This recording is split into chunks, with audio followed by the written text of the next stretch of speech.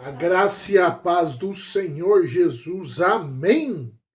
Glória a Deus. Boa noite a todos. Mais uma segunda-feira abençoada, né? Com a graça do Senhor Jesus. Estamos mais um dia aqui reunidos, né? Com a glória de Deus, muito alegre, né? Por cada salmos, por cada etapa que nós estamos passando, né? Coisa de Deus mesmo, de Deus, né? A gente conseguir transmitir, né? Essas reflexões para cada um, né? Para nós mesmos ter a ter o acesso, né? Ter a interpretação, ter o ensinamento, né? Da simplicidade da palavra de Deus. Como é simples, né? Como é simples. Talvez complicamos, né, ao longo do tempo, queremos é, enfeitar, sei lá, não sei, mas a palavra de Deus é simples, é simples. E é essa palavra que Deus quer deixar em nossos corações, quer habitar em nossos corações. Amém? Glória a Deus.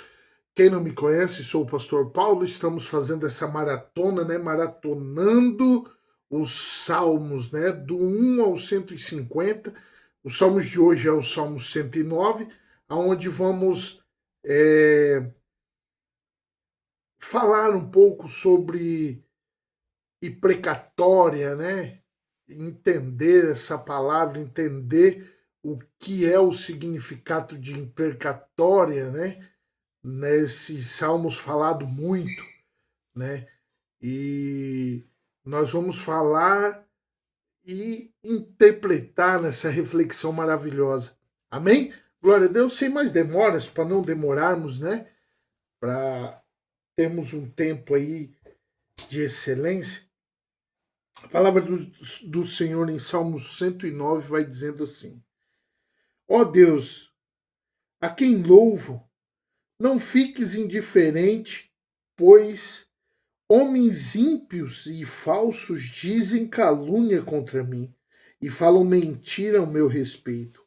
Eles me cercaram com palavras carregadas de ódio, atacaram-me sem motivo.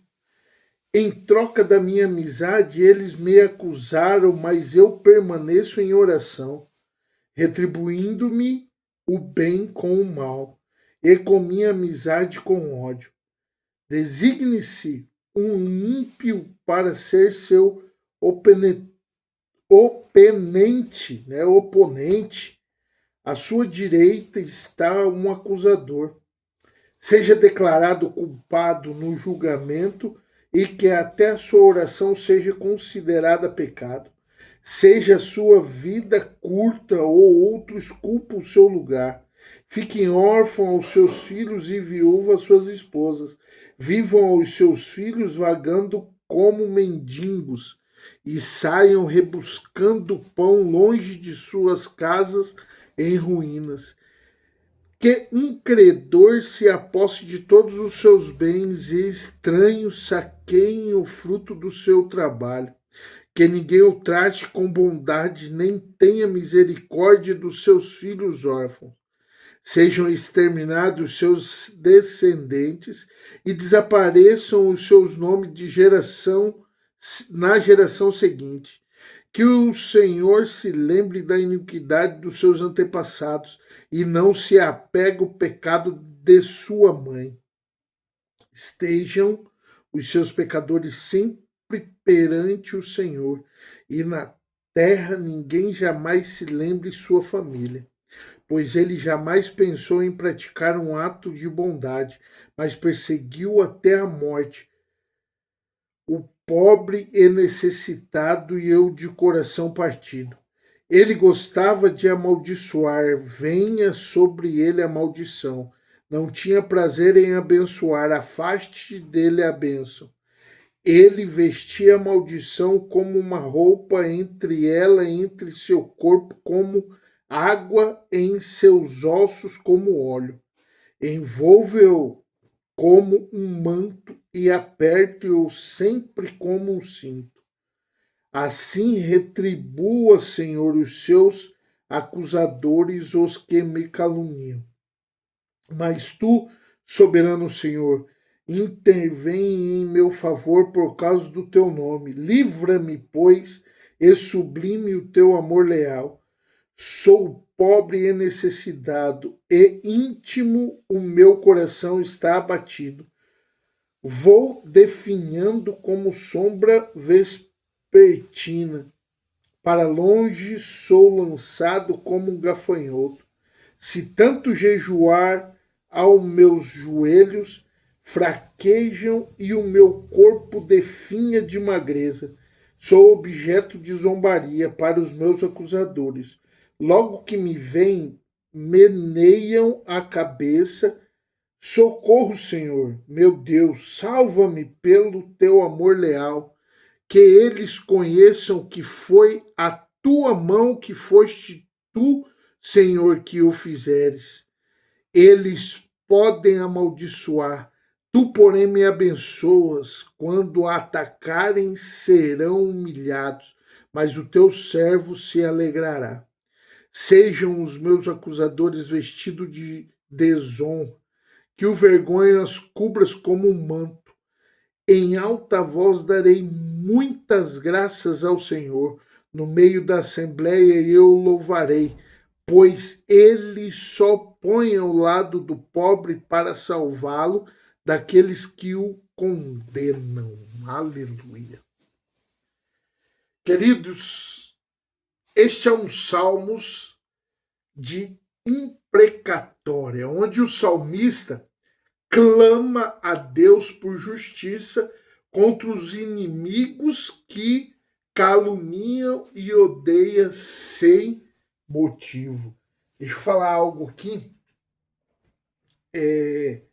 Imprecatória, né? A imprecatória é o mesmo que proferir orações para invocar a ira de Deus sobre os ímpios.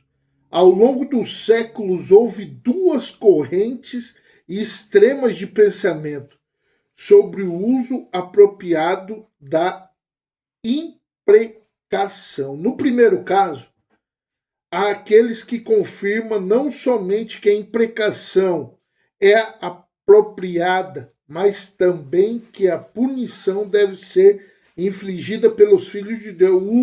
Os outros entendem que a imprecação era apropriada somente nos tempos antigos do Testamento, né? Então, a imprecação era uma invocação a Deus como ira, né? Era como ira sobre punição dos adversários, né? Então, o salmista, ele se sente injustiçado por pessoas que odeiam e retribui o seu amor com ódio, né? Ele clama a Deus pedindo o quê? Que intervenha e que a justiça seja feita, né? Expressando sua angústia e sofrimento até mesmo físico, né? Além do espiritual, físico, né? Ele fala da sua magreza, da sua escassez, né? Os salmos contêm maldições severas direcionadas ao inimigo, né? Pedindo que seus dias sejam curtos, que se tornem órfãos, que sua mãe seja desamparada e que sejam confundidas em seus próprios atos de maldade, né? Imprecações contra o inimigo. Isso é imprecação, né? Esse é o pedido, né, de que Deus descesse com sua ira, né? Aí pegando as suas famílias, né, em atos de maldade. Então, ele pede aqui a ira de Deus, né, em oração,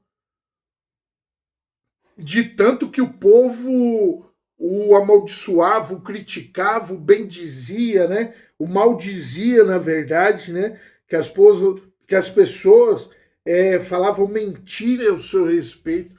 Então ele ficou com grande com grande mal no coração, que a oração dele era para quê? Para que Deus descesse com a sua ira. Né? Apesar da dor e das maldições proferidas, o salmista deposita sua confiança em Deus.